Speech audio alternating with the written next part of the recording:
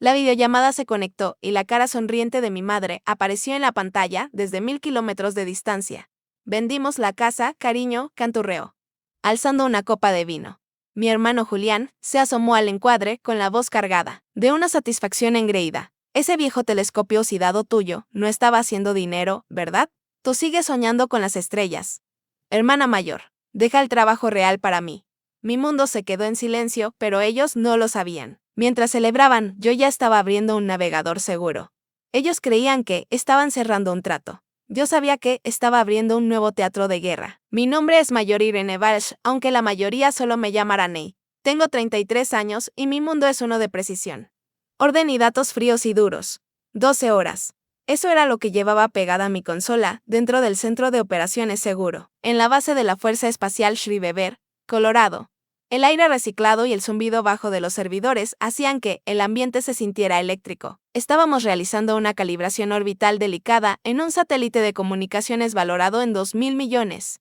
Un ajuste casi imperceptible a través de miles de kilómetros de espacio vacío. Mi equipo y yo rastreamos su señal con enfoque absoluto. Finalmente, la telemetría confirmó el éxito. Una ola de alivio profesional y silencioso inundó la sala. Me recosté en mi silla, la tensión en mis hombros cediendo por primera vez desde el amanecer, y lentamente quité los pesados auriculares David Clark de mis oídos. El silencio que siguió fue en sí mismo una recompensa. Fue entonces cuando mi monitor personal parpadeó. Una videollamada entrante a través de una red civil. El identificador decía: Casas Avena. Una sonrisa genuina, sin esfuerzo, tocó mis labios. Imaginé a mi madre, Beatriz, tal vez llamando desde la cocina para preguntar si había recibido el paquete de cuidado que me había enviado. Acepté la llamada.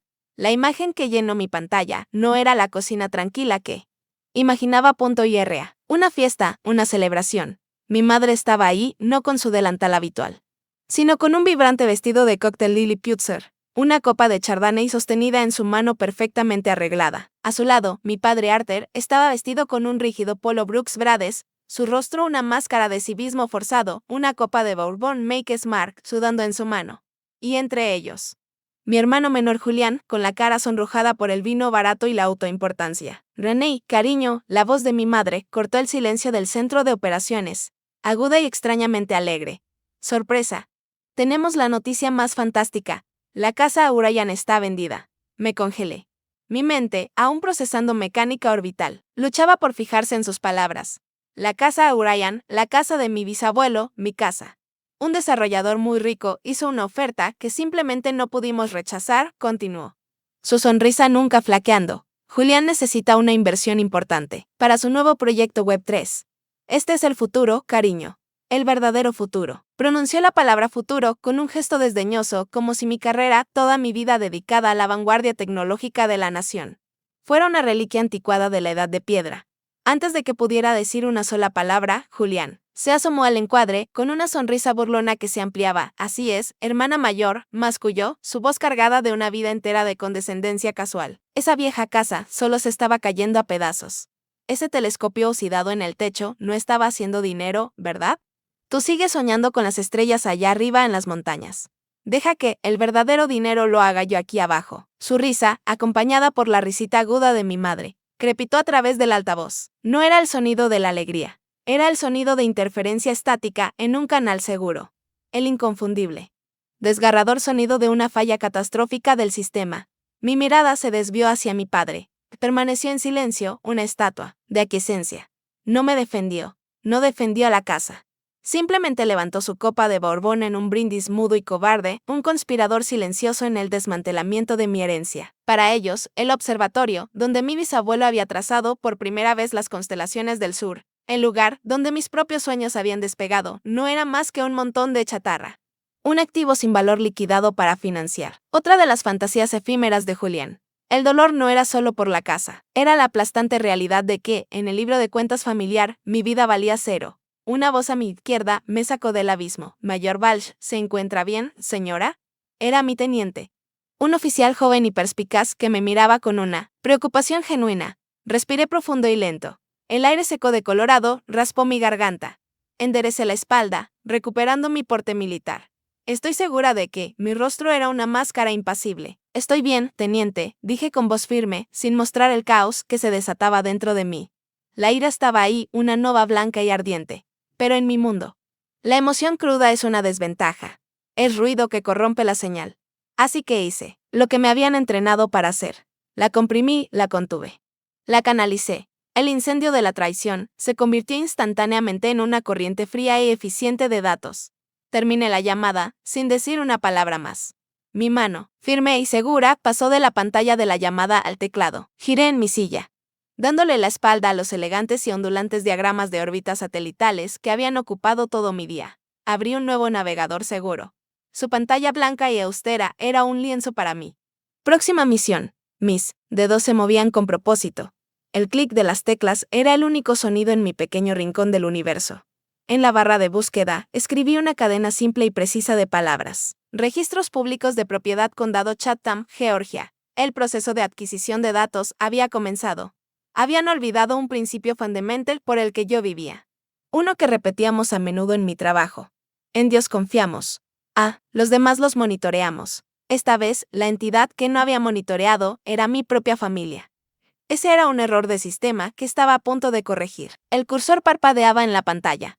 Un punto solitario de luz contra el fondo blanco y estéril de la página de búsqueda de registros públicos. Era una puerta fría e impersonal hacia una verdad fría e impersonal. Al mirarla, sentí una extraña desconexión. Las palabras Condado Chatham, Georgia, parecían ajenas, un punto de datos de otro mundo. Pero ese punto de datos era el epicentro de mi pasado. Y mientras lo observaba, el muro digital se disolvió, reemplazado por el aire húmedo y los robles cubiertos de musgo del verano en Savannah. El presente se desvaneció y los archivos de la memoria se abrieron. La primera vez que realmente entendí que era un error de sistema en mi propia familia tenía 12 años. Ese año, había volcado mi alma en la feria de ciencias de la escuela. Mi proyecto era un modelo intrincado pintado a mano del sistema solar, con cada planeta y sus lunas principales cuidadosamente elaborados y colocados en órbita. Gané el primer premio, una simple cinta azul y un certificado. Recuerdo sostenerlo en mis manos, el papel aún cálido por el agarre del director, sintiendo un orgullo tan puro que parecía que podría flotar. Esa misma semana, Julián, jugando béisbol en la calle con sus amigos, lanzó una bola directa que atravesó la ventana de vitrales de los Price. Al lado, mis padres estaban horrorizados. Pagaron una suma considerable por la reparación, y para animar a Julián, le compraron un bate de beisbolista de última generación. Se exhibía orgullosamente en la repisa de la sala. Cuando finalmente tuve la oportunidad de mostrarles mi cinta azul, mi madre la miró con la atención ya dispersa. «Está bien, Raney», dijo, con un leve tono de impaciencia en su voz. Pero una joven debería realmente dedicar su tiempo a actividades más graciosas. Las clases de Catillán comienzan pronto, ¿sabes? Mi cinta azul, la prueba física de mi pasión e intelecto, fue colocada silenciosamente en una caja de boletas viejas y guardada en un rincón polvoriento del ático. El bate de Julián. La recompensa por su descuido permaneció en la repisa. El patrón, una vez establecido, se convirtió en ley física de nuestra familia. Años después, llegó la carta de aceptación. Era gruesa, pesada y llevaba el sello oficial de la Academia de la Fuerza Aérea de Estados Unidos, una beca completa, un boleto dorado a mis sueños. Fue uno de los días más orgullosos de mi vida. Pero cuando llamé a casa, mi noticia fue recibida con felicitaciones distraídas.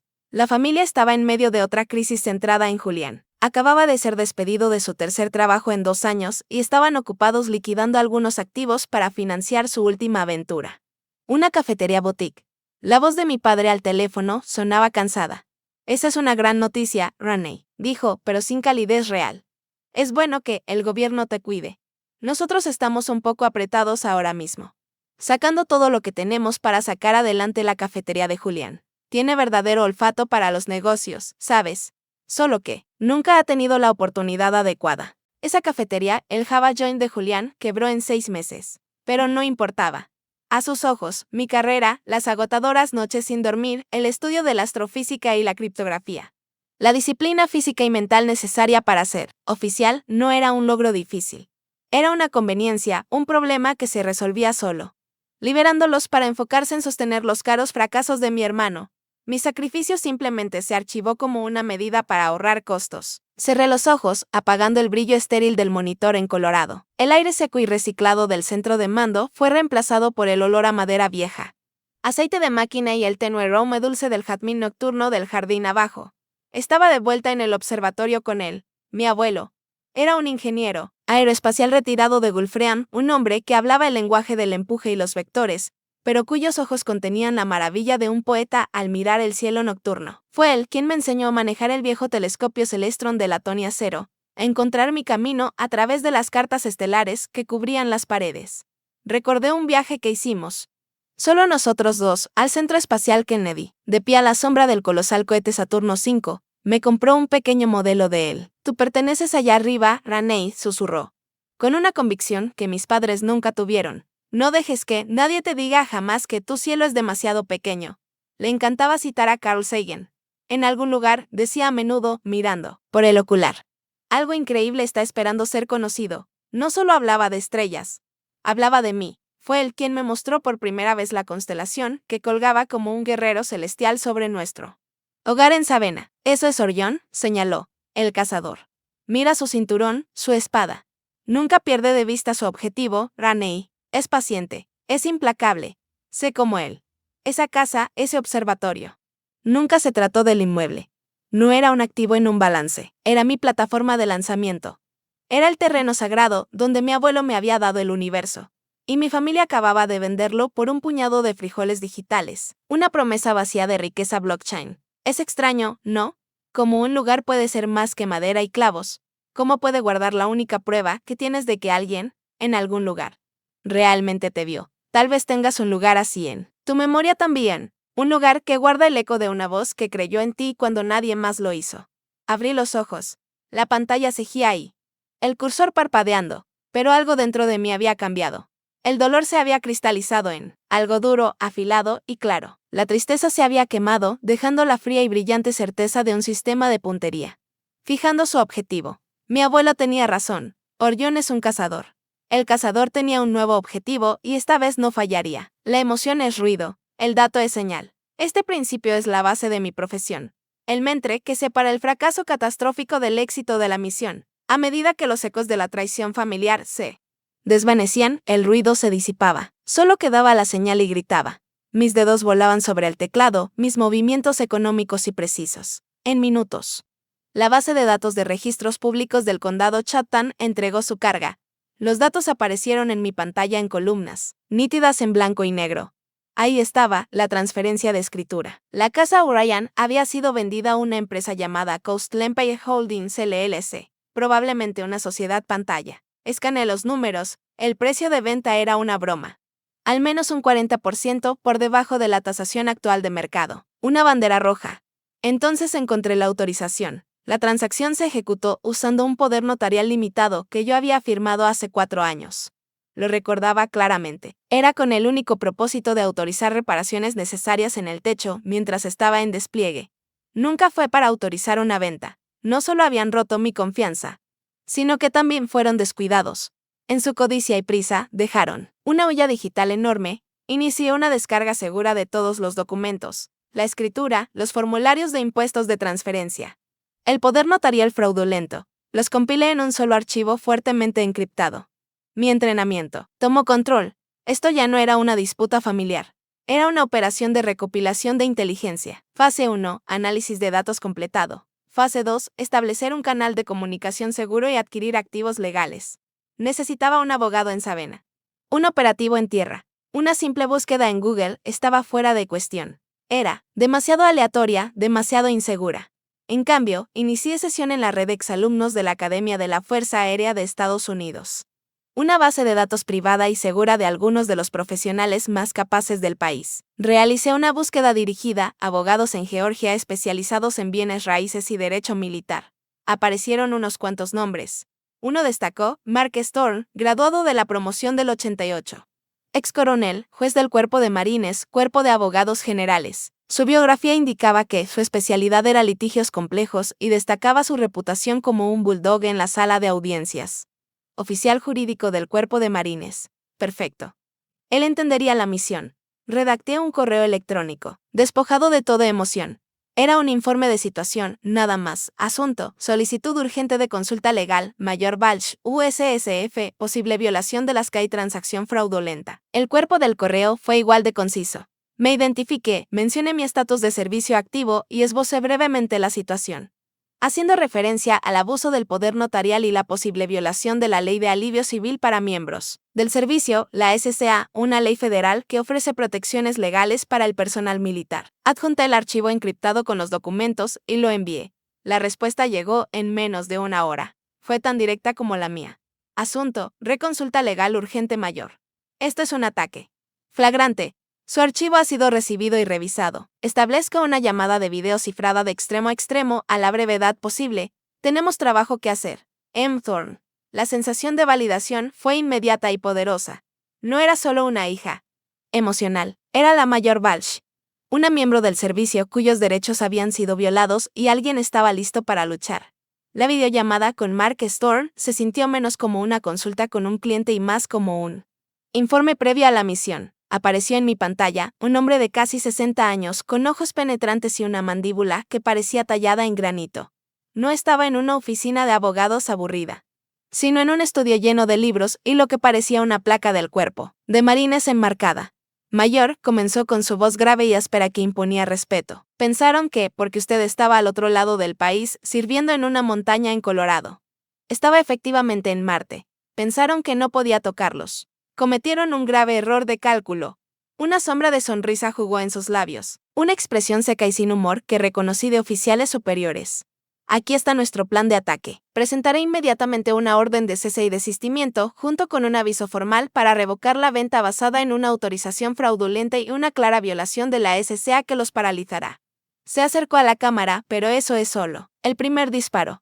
Mientras ellos están en aprietos, traeré a un investigador privado para indagar en Coastal Empire Holdings. Quiero saber quién está detrás, quién la financia y cuál es su verdadero objetivo. El hombre que tengo en mente es uno de los mejores. Un exanalista de señales de la NSA. Encuentra cosas que la gente no quiere que se encuentren. Y ese toide, acuerdo, dije, con la voz tan firme como la suya. La sensación de impotencia que había amenazado con consumirme se desvaneció, reemplazada por el enfoque frío y claro de una estrategia compartida. Finalmente tenía un aliado, un equipo de fuego. Bien. Márquez asintió. Que ellos piensen que están tratando con una hija angustiada. Nosotros sabemos que es esto, una operación dirigida. Y la vamos a desmantelar pieza por pieza. Tan pronto como terminó nuestra llamada, me dirigí a un monitor separado. Márquez tenía su operativo. Yo tenía mis propias habilidades. Comencé mi propia investigación profunda, iniciando un análisis de inteligencia de fuente abierta de espectro completo, OSINT, sobre Coastal Empire Holdings, cruzando licencias comerciales, huellas en redes sociales, dominios de Internet, todo y cualquier cosa disponible públicamente.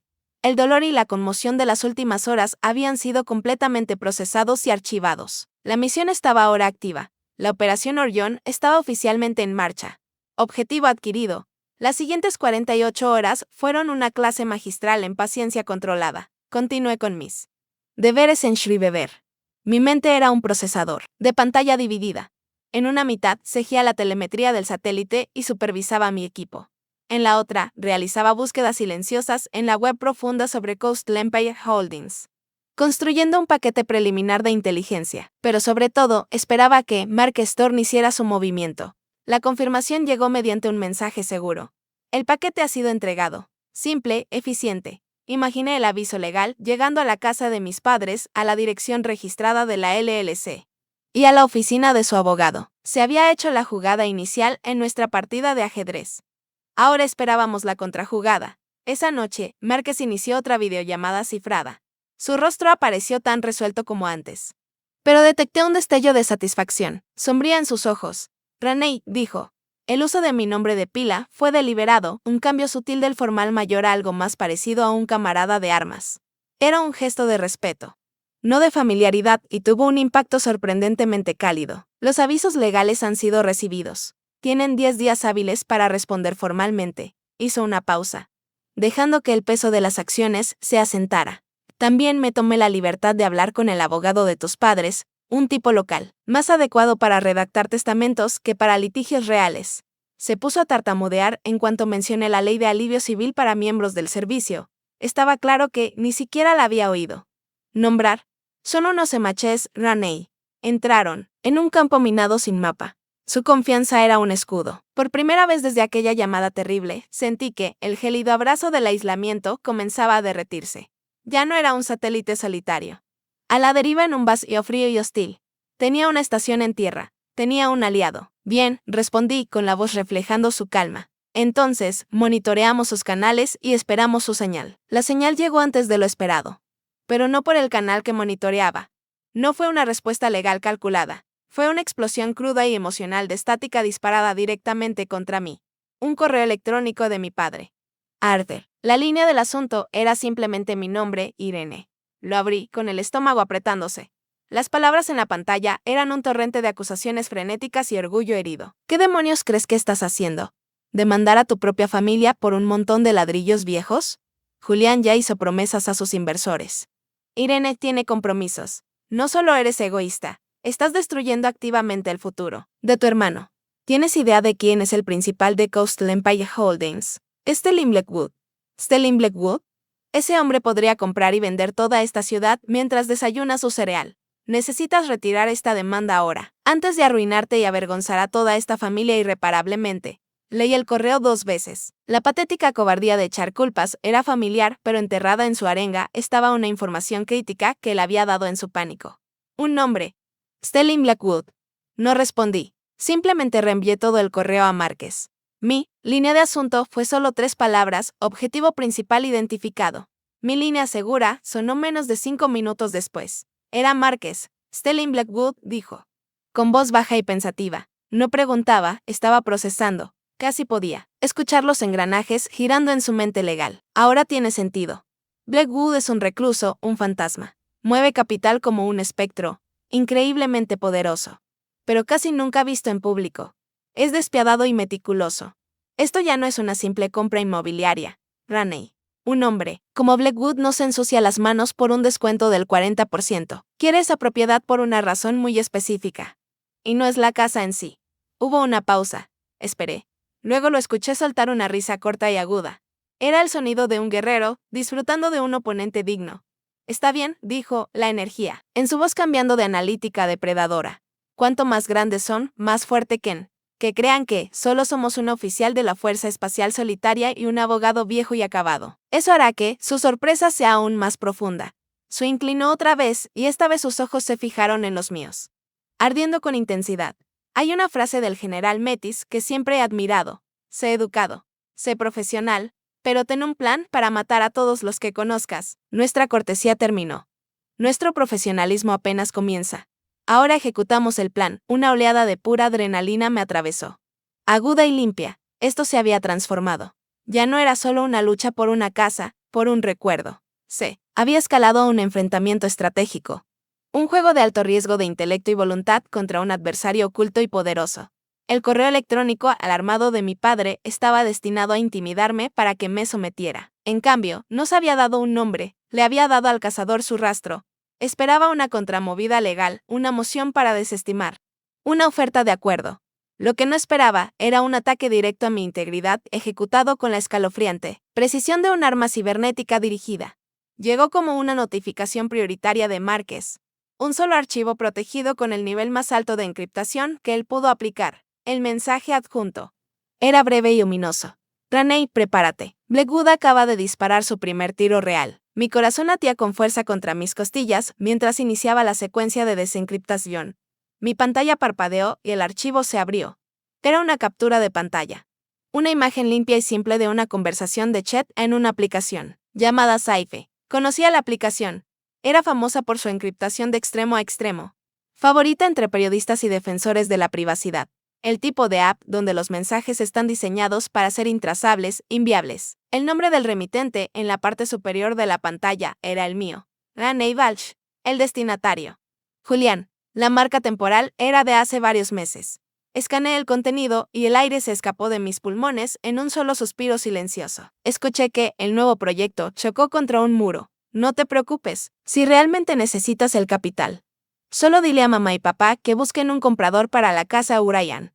Tu sueño es más importante que un lugar donde nunca estoy de todos modos. El mensaje final fue seguido por un solo emoji de corazón, condenatorio. Era una mentira perfecta. una obra maestra de datos corruptos empaquetada en la interfaz confiable de la tecnología moderna. Cada palabra era un dardo envenenado diseñado para sonar exactamente como el tipo de sacrificio cansado que siempre esperaron que yo dijera. Tomé mi teléfono y llamé a Márquez. Caminando de un lado a otro en mi pequeña oficina en la base, la calma habitual de la habitación se sentía sofocante. Esto es una falsificación, Márquez, dije, y por primera vez mi voz se quebró, perdiendo su compostura cuidadosamente mantenida. Es falso. Nunca he usado Skype para comunicarme con mi familia, jamás. Márquez soltó un largo suspiro cansado al otro lado de la línea. Lo sé, Raney, y tú lo sabes, pero Blackwood tiene un nuevo abogado, un tiburón real de Atlanta, y está construyendo una narrativa. La voz de Márquez era sombría. Argumenta que, como oficial de inteligencia de señales, naturalmente usarías una app segura y encriptada para una decisión familiar sensible que quisieras mantener fuera del registro, y que ahora simplemente tienes remordimiento de vendedor y estás mintiendo ante el tribunal. El teléfono se sentía frío en mi mano. Me están pintando como una agente gubernamental con doble cara, trabajando en las sombras contra mi propia familia. Peor, corrigió Márquez, te están haciendo parecer una mentirosa que se escuda tras su autorización de seguridad. Un frío más intenso que el invierno de Colorado se deslizó por mi columna. Esto no era obra torpe de mis padres, ni el maquinamiento desesperado de mi hermano. Su marca de crueldad era ruidosa, emocional y descuidada. Esto era diferente. Era frío, calculado y profesional. Era una operación psicológica diseñada por un experto. Usaban el propio tejido de mi mundo, el secreto. La tecnología y la integridad de datos como arma contra mí. La ironía era tan profunda que resultaba nauseabunda. Paso mi vida asegurando la santidad de los datos más sensibles de la nación, solo para ser derribada por una sola captura de pantalla fraudulenta. Han creado un fantasma digital, murmuré, mientras mi mente analítica se activaba.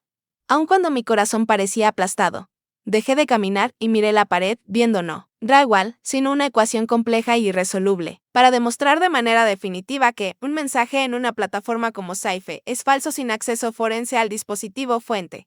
Es un problema inverso casi imposible. Eso, dijo Márquez con voz pesada, es el tiro de gracia. ¿Qué quieres decir? Pregunté, aunque ya sospechaba la respuesta. El abogado de Blackwood acaba de presentar una moción para obligarte. Está solicitando formalmente que el tribunal ordene que entregues tu teléfono personal para un examen forense completo que verifique los mensajes. La trampa se cerró. Era brutalmente, elegantemente perfecta. Yo era una oficial superior en la Fuerza Espacial de INGU. Mi teléfono contenía comunicaciones clasificadas, protocolos seguros, información privilegiada crítica para la seguridad nacional. No podía entregar el teléfono. Sería una violación a la ley federal y a mi deber jurado. Pero si me negaba una orden directa del tribunal, me declararían en desacato. El caso se perdería. Me etiquetarían oficialmente como una mentirosa, que se esconde tras el escudo de la seguridad nacional. Estaba atrapada en un perfecto callejón sin salida. Cumplir y arriesgarme a la prisión por negligencia en el deber. Negarme y perderlo todo. Mi nombre y mi honor manchados por una mentira, que no puedo refutar. ¿Alguna vez has estado ahí?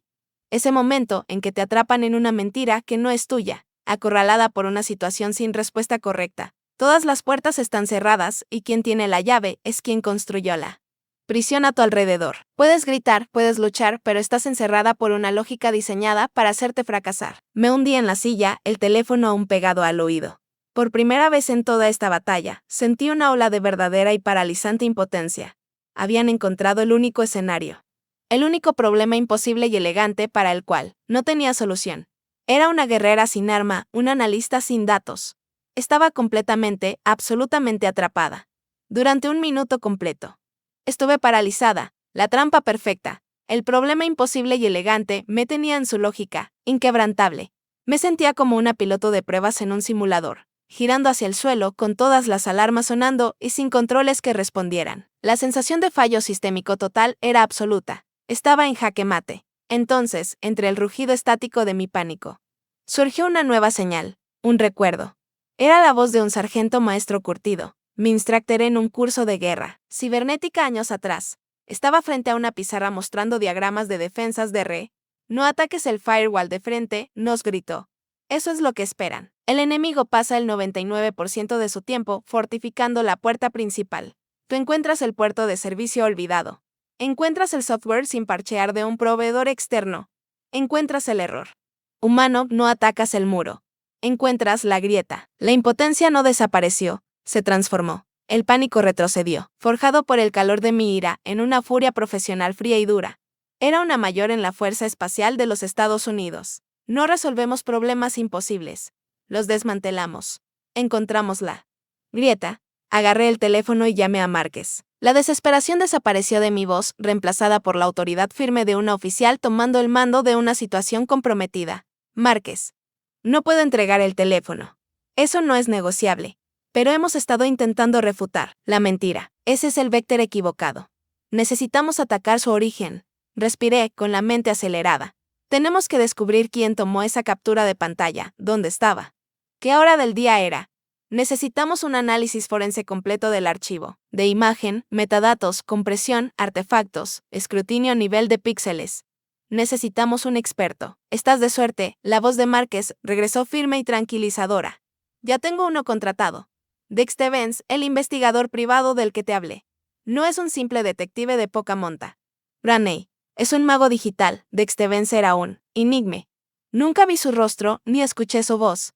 Toda comunicación se realizaba mediante un cliente de chat encriptado militarmente. Sus mensajes aparecían en mi pantalla como despachos del fantasma en la máquina. Le envié el archivo de la captura de pantalla. Su única respuesta fue, recibido, iniciando autopsia digital. En espera durante horas. Hubo silencio. Luego un informe apareció en nuestro canal seguro. El sujeto imagen ha sido limpiado de datos primarios XF. Comenzó Dex. Marca temporal. Coordenadas GPS. Modelo del dispositivo. Todo borrado. El perpetrador sabía lo suficiente para cubrir lo básico. Mi corazón se hundió, pero apareció el siguiente mensaje. Era un emitter, uno descuidado. Olvidó cosas, el elemento humano. Apareció un nuevo archivo de imagen. Era la captura de pantalla. Pero con una pequeña sección ampliada 1000 veces. Era el icono de la batería en la esquina superior derecha de la pantalla del teléfono. ¿Ves esa pequeña distorsión? Continúa el mensaje de Dex. Es un reflejo, una ventana. Basándome en el ángulo de la luz y la disposición conocida de las calles de Savannah. Puedo estimar la hora del día en que se tomó la foto. Tarde, de la tarde. Y eso no es todo. Otra ampliación, esta vez enfocada en el tenue reflejo dentro del reflejo. Veo una forma, parte de una pintura en una pared. Se me heló la sangre. Conocía esa forma. Un destello de memoria tan vívido que podía oler el pulidor de limón en los muebles. Era la esquina de una gran y ostentosa pintura al óleo de un barco clipper que había colgado en la oficina en casa de mi padre desde que tenía memoria. Lo habían hecho justo allí, en mi hogar. La audacia era sobrecogedora. Pero Dex no había terminado. Sus mensajes seguían llegando. Una secuencia rápida de descubrimientos. Hay otro artefacto en la esquina inferior derecha de la captura de pantalla. ¿Ves esta mancha? No es una huella dactilar, es el borde de un logo en la funda del teléfono en la que estaba el dispositivo cuando se tomó la foto. Apareció otra imagen ampliada. Un logo estilizado, apenas visible. De un halcón. Ese es el distintivo de Aveinarme, una empresa boutique, que fabrica fundas de edición limitada para teléfonos. Su modelo Repter, para ser exactos. Solo se vendió durante un mes, hace 6 meses, exclusivamente a través de su tienda en línea. Contuve la respiración. Con los nudillos blancos, mientras apretaba mi escritorio. Sabía lo que venía después. Es sorprendente lo que se puede encontrar en bases de datos comprometidas de comercio electrónico. Apareció el mensaje final, de Dex. Según sus registros de ventas, solo se envió una funda Repter al área de Savannah, Georgia. La compra se hizo con una tarjeta Visa que termina en 8842. Una tarjeta registrada a nombre del señor Julian Balch. Silencio. El cursor parpadeante en la pantalla era lo único que se movía en el universo. Lo teníamos. El fantasma digital ahora tenía cara. Nombre y número de tarjeta de crédito. La mentira ahora tenía fuente. El misil tenía bloqueo. Teníamos una firma térmica. La evidencia contra Julián fue una pequeña victoria satisfactoria. Un triunfo táctico que se sintió bien por un momento.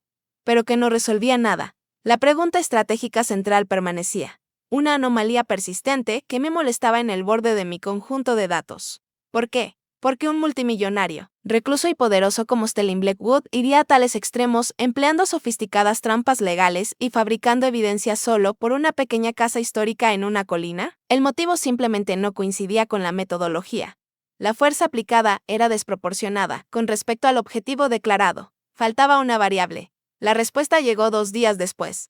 No de mi propio y meticuloso trabajo, sino del Ether Digital, donde operaba Dex Benz. Apareció un nuevo informe en nuestro canal seguro. No era un memorando. Era una bomba de datos, y su detonación hizo pedazos toda mi comprensión de la situación. Motivo del objetivo adquirido, comenzaba el mensaje. Claro y tajante.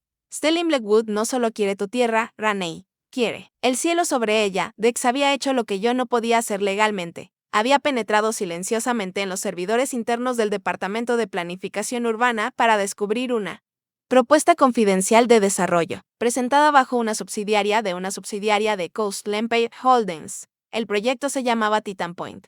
Los planos arquitectónicos mostraban que no era un resort de lujo ni un bloque de condominios. Era un enorme centro de datos de nivel 4, una fortaleza inmensa y sin ventanas de servidores, un futuro centro nervioso para la computación en la nube. Aquí está el problema, explicó Dex en su siguiente mensaje. Acompañado de mapas topográficos. Un centro de datos de esta magnitud es una bestia que consume mucha energía. Requiere un sistema de enfriamiento colosal que extrae millones de galones de agua del río Savannah. Más importante aún, generará un campo masivo de interferencia electromagnética, EMI. Una burbuja de ruido electrónico. Su cursor destacó remotamente una ubicación en el mapa. Tu casa, tu observatorio. Tu propiedad se encuentra en una elevación pequeña pero significativa. Un promontorio natural. Ofrece una línea de visión despejada. Es la ubicación perfecta y la única para los repetidores de microondas de alta potencia necesarios para conectar Titan Point a la columna vertebral principal de datos. No quiere renovar tu casa, Raney. Necesita demolerla y construir una torre transmisora. Todo encajó con una claridad nauseabunda, la oferta a la baja, el fraude. El empuje agresivo para cerrar el trato en silencio. No estaba comprando una casa, estaba despejando una zona de eliminación para su imperio tecnológico. Mientras procesaba la bomba informativa de Dex, Mark Storm lanzaba su propio reconocimiento de baja tecnología. Armado con una corazonada de que debía haber más, condujo hasta los archivos de la ciudad de Savannah. Un edificio silencioso en el centro lleno del pasado de la ciudad. Pasó 2 días completos revisando libros contables amarillentos y registros de propiedad. Al tercer día, llamó. La voz disciplinada del abogado Marine desapareció, sustituida por la excitación sin aliento de un arqueólogo que acaba de desenterrar una tumba. Raney. ¿Estás sentada?, preguntó. Tu bisabuelo. No era solo un aficionado a observar estrellas. Pude escuchar el susurro de papel viejo. Encontré su nombre en los registros de la autoridad portuaria. Durante casi 30 años, desde 1910 hasta finales de los años 30. Sirvió como meteorólogo voluntario oficial para el puerto de Savannah. Proporcionaba datos diarios meticulosamente registrados sobre presión barométrica, patrones climáticos y fluctuaciones de las mareas del río. Su trabajo fue esencial para la seguridad del tráfico marítimo. Me quedé paralizada. Una profunda sensación de asombro me invadió. Siempre lo había considerado un soñador. Nunca supe que había sido tan vital, tan profundamente entrelazado en la estructura práctica de la ciudad. Pero ese no era el dato principal, Raney. La voz de Márquez se volvió intensa. Aquí está, lo tengo. En 1922, en reconocimiento a su servicio, el Consejo Municipal de Savannah aprobó una ordenanza municipal. Concedieron a la propiedad de la Casa Uryan un gravamen de patrimonio científico. Es un convenio legal ligado a la escritura de la propiedad de manera perpetua. Respiró profundo antes de asestar el golpe final y decisivo.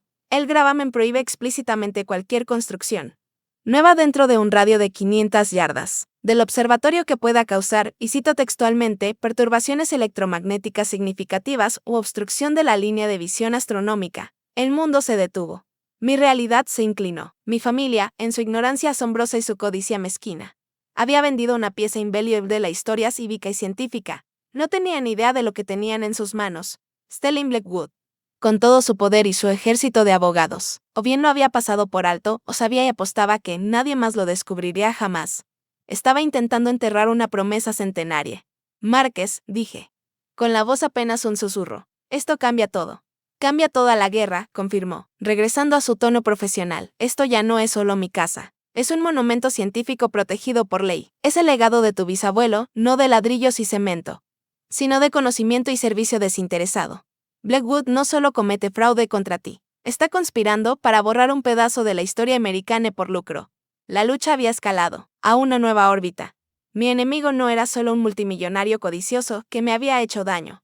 Era un enemigo del patrimonio, un enemigo de la ciencia, y no permitiría que ganara. La mañana de la audiencia, me senté frente a mi monitor en Schreiber. El murmullo silencioso de la base era un consuelo familiar. En mi pantalla había una visualización en vivo de seguimiento orbital. Una red de líneas elegantes que se intersectaban contra el negro profundo del espacio. Seguí la trayectoria de un satélite mientras se acercaba a su perigeo, el punto en su órbita más cercano a la Tierra. El punto de máxima tensión gravitacional. Se sentía apropiado. Hoy era mi perigeo. Cuando el enlace de video a la sala de audiencias en Savannah se activó, enderecé la espalda. Estaba en mi uniforme completo de servicio, la tela azul oscuro impecable. Las insignias plateadas en mis hombros, brillando bajo las luces fluorescentes de mi oficina. Era una armadura forjada en lógica, deber y verdad, al otro lado del país. Mi familia estaba sentada en la mesa de los demandados. Mi madre, Beatriz, vestida con un severo traje azul marino, con una máscara de dignidad ofendida en su rostro. Mi padre parecía pequeño y gris. Y Julián parecía aburrido, desplazándose arrogante por su teléfono, como si todo esto fuera una tediosa interrupción. A su lado, emanando una aura de inmensa riqueza y poder intocable, estaba Stelling Blackwood. Su abogado, un astuto tiburón, de Atlanta llamado Davidson, comenzó. Su señoría, dijo Davidson, con voz suave como la seda, los hechos son simples.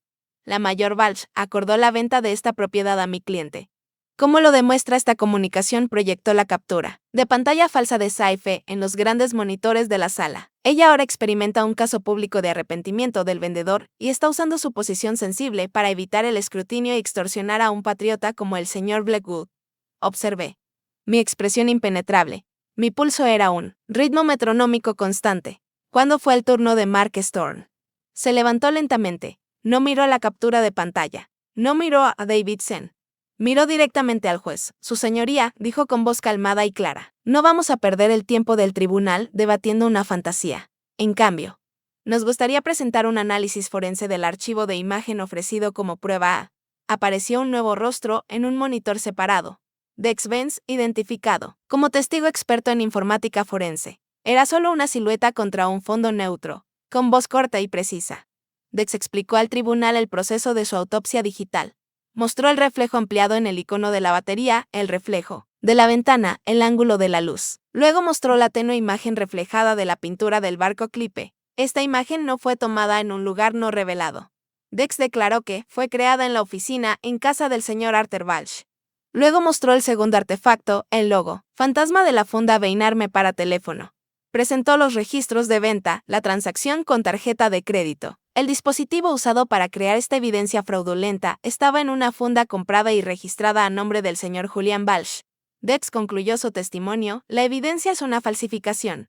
Un murmullo llenó la sala del tribunal. Observé cómo el rostro de Julián perdió todo color, su sonrisa arrogante se derritió en una máscara de pánico puro. Susurró frenéticamente a mi madre, quien miraba al frente. Su compostura finalmente quebrada. Antes de que Davidson pudiera objetar, Márquez continuó, con la voz endurecida como acero. Ahora, su señoría, la verdadera razón detrás de esta elaborada decepción. Uno a uno, presentó las pruebas, los planos del centro de datos Titan Point. Los informes de impacto ambiental que detallaban el masivo uso de agua y la inevitable interferencia electromagnética. Y luego, con un movimiento tranquilo y deliberado, Márquez sacó un documento certificado y preservado de su maletín y lo colocó suavemente sobre el escritorio del juez. Esto, su señoría, es una copia del gravamen de patrimonio científico concedido a la propiedad de la Casa O'Brien por la ciudad de Savannah en 1922. Dejó que las palabras flotaran en el aire. Este caso nunca fue sobre una disputa familiar. Siempre ha sido una conspiración calculada y fraudulenta del señor Stelling Blackwood para destruir ilegalmente un monumento histórico y científico protegido legalmente para su propio beneficio comercial. De esto es una indignación. Blackwood se levantó de un salto, su rostro de un rojo atronador. La máscara de civismo desaparecida. Esto es un absurdo último recurso. Señor Blackwood, tome asiento. La voz de la jueza Esther Bansi cortó la sala como un bisturí. Era una mujer severa de unos 60 años. Con gruesos lentes y un aire de inteligencia tranquila y formidable. Sostenía el documento antiguo en sus manos, leyéndolo con la concentración de una experta. Blackwood, atónito por su mandato, se sentó lentamente. La jueza Bansi levantó la vista. Recorrió con la mirada la mesa de los demandados antes de fijarla directamente en Blackwood. Señor Blackwood, dijo con voz desprovista de emoción, pero con absoluta autoridad. Antes de ser nombrada jueza, Fui ingeniera en dinámica orbital en la NASA por 15 años. Toda mi carrera se construyó sobre la integridad de los datos. Tengo un desprecio profesional y profundo por los datos corruptos. Su mirada aguda. Luego se dirigió a mi familia. Ustedes, dijo. Con una decepción palpable incluso a través de la transmisión en video. Vendieron una parte de su propia historia. Un legado cuyo valor ni siquiera se molestaron en comprender. Finalmente, sus ojos se encontraron con los míos en la pantalla. Un destello de comprensión y solidaridad profesional pasó entre nosotros. Mayor Valls, dijo. Y su voz se suavizó casi imperceptiblemente. Usó lógica, evidencia y verdad para defender su patrimonio. Este tribunal hará lo mismo. Levantó su mazo. Golpeó con un sonido seco y definitivo que resonó en la sala silenciosa. El contrato de venta queda declarado nulo y sin efecto. La medida cautelar preliminar se hace permanente. Este tribunal enviará todo el registro de este procedimiento, incluyendo toda evidencia de conspiración y falsificación de pruebas, a la Oficina del Fiscal de los Estados Unidos, al FBI y al Comité Estatal de Preservación Histórica para investigación inmediata. Se levanta la sesión. Un silencio profundo cayó sobre mi pantalla. Vi a mi familia congelada en la incredulidad. Vi a Stelling Blackwood con un rostro lleno de furia impotente. Vi a Mark Storm, que simplemente me dio un lento y único asentimiento. La batalla había terminado. El ruido desapareció. La señal, clara y verdadera, había sido restaurada. El mazo cayó en una sala de justicia a 1000 kilómetros de distancia, pero el sonido resonó en el silencio de mi oficina como un estruendo sónico. Victoria. Debería haber sentido triunfo, una oleada de euforia. En cambio, lo que me invadió fue un agotamiento profundo. Hasta los huesos. La adrenalina que me había sostenido durante semanas se esfumó, dejando un vacío a su paso. La batalla había terminado. La guerra estaba ganada. Pero no hubo desfiles. Solo el zumbido silencioso de mi computadora y el inquietante silencio de lo que vendría después. Una semana después, tomé un breve permiso y volé a Savannah. Empujé la puerta principal de la casa Gurayan, y el olor a polvo, abandono y aire viciado me recibió. Las secuelas de la ocupación eran peores de lo que imaginaba. Habían sido meticulosos en su retirada. La buena cubertería había desaparecido. La caja de joyas de mi madre estaba vacía. El nuevo televisor de pantalla plana que insistieron en comprar faltaba en la pared, dejando un rectángulo de pintura descolorida. Habían despojado la casa de todo lo que tuviera precio. Pero lo que dejaron atrás contaba la verdadera historia. En el estudio, los libros de mi bisabuelo sobre astrofísica y meteorología permanecían intactos en las estanterías. Sus libros, de registro encuadernados en cuero, llenos de una vida de observaciones científicas meticulosas, seguían apilados ordenadamente en su escritorio. En el observatorio, las viejas cartas estelares permanecían clavadas en la pared. Sus constelaciones testigos silenciosos del robo mezquino abajo. Habían saqueado las baratijas y abandonado el tesoro. Habían dejado el alma de la casa atrás porque nunca pudieron verla en primer lugar. Y entonces comenzaron las señales basura. Mi teléfono, que había estado en un silencio bendito, comenzó a zumbar con un nuevo tipo de interferencia. Una avalancha de mensajes de texto. Un intento final y desesperado de penetrar mis defensas, por parte de Julián. Una cadena de acusaciones furiosas y con faltas de ortografía. Yo lo había arruinado. Era un monstruo egoísta. Esperaba que yo fuera feliz sola en esa vieja ruina derruida. De mí. Padre, una serie de lamentos débiles y errantes. No entendía por qué tenía que ser tan dura. ¿No podríamos simplemente seguir adelante? La familia es familia, después de todo. Y de mi madre, un bombardeo de mensajes quirúrgicamente precisos. Culpabilizadores, después de todo lo que había hecho por mí, después de todos los sacrificios. ¿Cómo podía ser tan ingrata, tan cruel como para traerles vergüenza pública? Cerraba con tu madre desconsolada. Los leí uno a uno. Pero el viejo aguijón no estaba ahí. La ira se había enfriado. El dolor se había adormecido. Ya no era participante en el drama. Era una analista de sistemas observando una red defectuosa. Esos no eran mensajes de familia. Eran códigos de error de un sistema corrupto. Ruido sin sentido diseñado para interrumpir, distraer, para arrastrarme de nuevo al caos. Eran señales basura. Aquella noche, subí por las estrechas escaleras al observatorio. El aire era fresco y quieto. No abrí la cúpula ni descubrí el telescopio. Simplemente me senté en la oscuridad. Con el familiar aroma a madera vieja y metal, una presencia reconfortante. Saqué mi teléfono, la pantalla proyectando una luz azul pálida en mi rostro. Abrí los hilos de mensajes una última vez, no con ira, sino con una calma clínica y definitiva. Estos datos están corruptos. Una voz en mi cabeza, mi propia voz, afirmó con absoluta certeza, los archivos están dañados más allá de la reparación. La única acción lógica es restaurar el sistema. Navegué hasta la lista de contactos. Encontré el primer nombre, Beatrice Walsh. Mi dedo se detuvo sobre la pantalla. Hubo una pausa, un fantasma de recuerdo de una madre más joven, un tiempo diferente. Desapareció. Toqué el nombre. Deslicé hacia abajo y presioné las dos palabras que cambiarían todo, borrar contacto, luego bloquear a este llamante. Luego, Arthur Walsh. Repetí el proceso. Borrar, bloquear. Esta vez sin vacilar. Finalmente. Julian Walsh. Borrar, bloquear. No fue un sentimiento de victoria. No, fue triunfo ni venganza. Fue una purga, una limpieza. Fue el silencioso y profundo alivio de ejecutar un potente antivirus y verlo identificar y eliminar uno a uno los archivos maliciosos que habían ralentizado tu sistema, corrompido tus operaciones y drenado tus recursos durante años. El silencio que siguió fue inmenso. Fue un vacío, a la vez vacío y pacífico. El zumbido constante y bajo de su estática. Un ruido del que ni siquiera era plenamente consciente hasta que desapareció.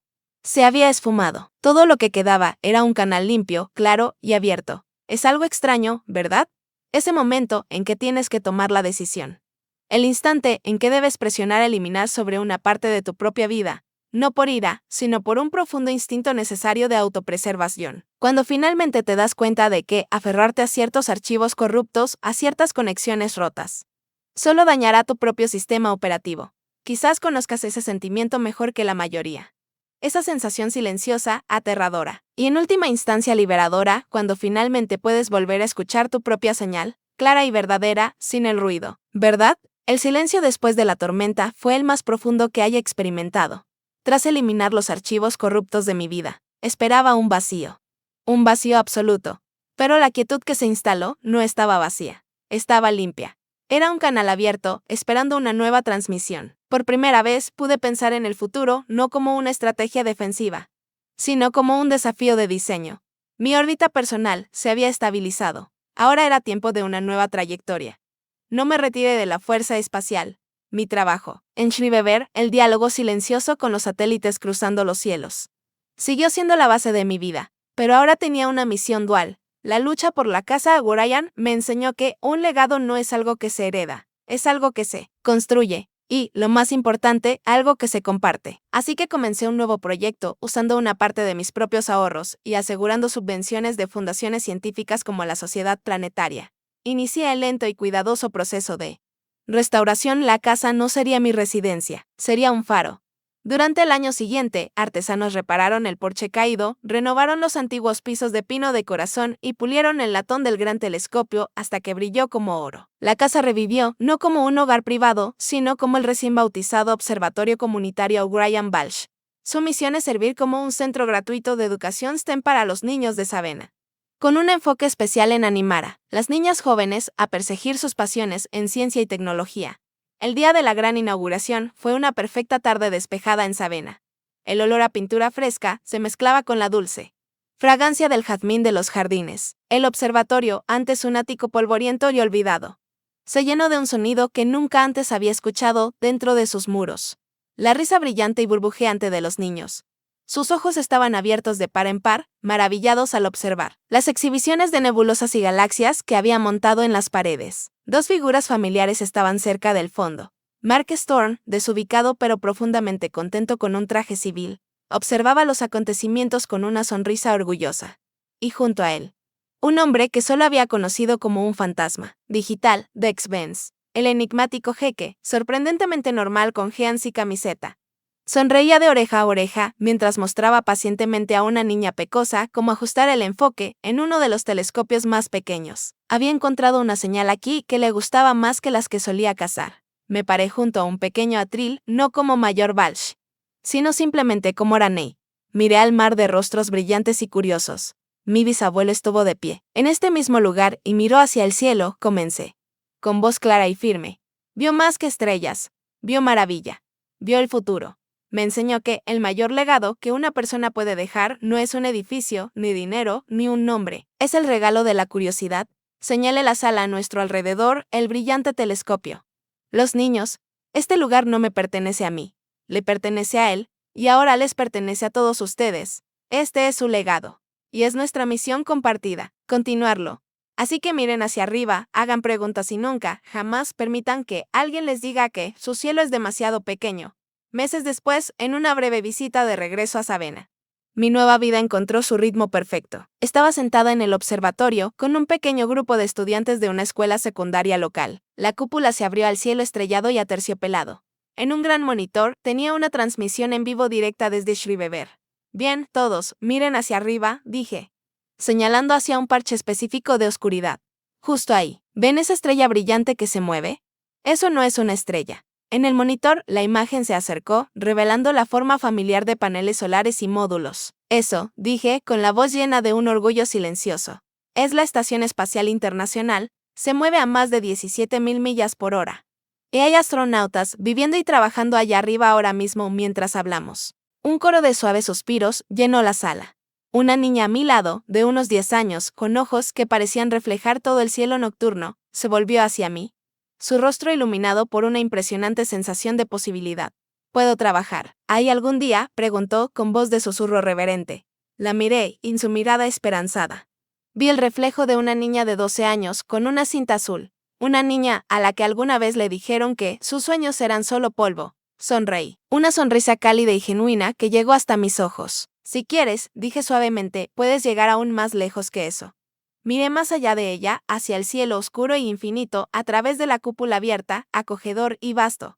Las batallas legales, las traiciones, la ira, todo parecía señales lejanas y desvanecidas de otra vida. No solo había recuperado una casa, había reclamado un pedazo del cielo mismo. Y ahora, la misión de mi vida era entregarlo a tantas personas como pudiera. Una estrella a la vez. Mi historia encontró un nuevo comienzo en ese observatorio. Un epílogo silencioso escrito en la luz de las estrellas. Pero sé que cada persona tiene su propia historia. Un momento en que sintieron que su señal se perdió en el ruido. Un instante en que tuvieron que luchar para ser escuchados. Tu viaje de resiliencia, tus batallas silenciosas y tu pieza difícil. Todo importa. Son las historias que nos dan fuerza al resto. Esa es la razón por la que existe este canal, para compartir estas señales poderosas y recordarnos que nunca estamos realmente solos en nuestra lucha. Si mi historia resonó contigo, espero que te suscribas y actives la campana para que nunca te pierdas otra historia de alguien reclamando su cielo. Adiós.